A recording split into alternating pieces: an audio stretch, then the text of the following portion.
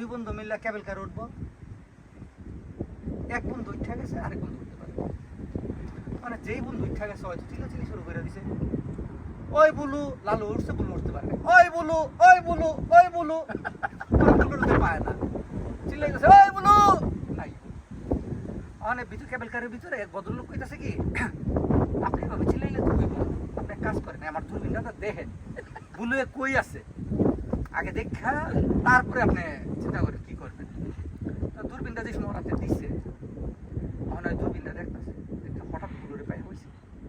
ওখানে ডাকতেছে ওই বুলু ওই বুলু, আচ্ছা এটাই গল্প।